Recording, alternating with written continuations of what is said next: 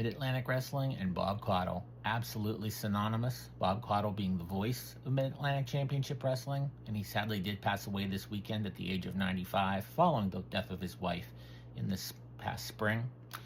21 years ago this month, November of 2004, I had the pleasure of meeting Bob Caudle for the first time at the Mid-Atlantic Legends Fan Fest in Charlotte. He was actually the first person I got an autograph from that weekend on my Wrestle War 89 tape, because my three favorite announcers are Gorilla Monsoon, Jim Ross, and Bob Caudle, and of course Bob and JR called that show with, of course, the legendary Ricky Steamboat Ric Flair match. A couple of years later, I think it was 2010, I had the pleasure of getting a photo with both. Behind me back there by the Mid-Atlantic Turnbuckle, you can see another photo with me and Bob.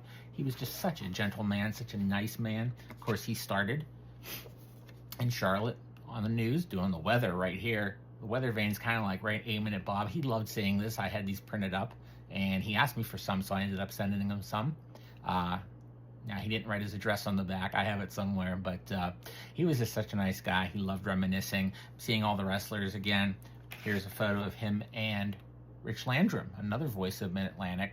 Not as iconic as Bob, of course, but he certainly was around in that era. He has passed away as well. Here's Bob interviewing Paul Jones later on in the Crockett days, the TBS days, right there. So there's a classic right there, classic shot. I always loved this one. And of course, Bob even moved on to do Smoky Mountain. This is a Bob Caudle Smoky Mountain paycheck right there, signed by good old Jim Cornette himself. Jim knew talent when he saw it. He knew Bob would lend some authenticity to his last of the territories, Smoky Mountain, and he certainly did while he was there.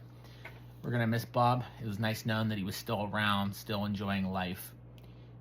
Per everyone who really knew him, I just knew him from meeting him at shows, but per everyone who really knew him, they kind of figured that, he would follow his wife. He missed his wife every day, so hopefully they are together again. And we will definitely miss Bob. And as he always said to us, so long, wrestling fans. So long, Bob.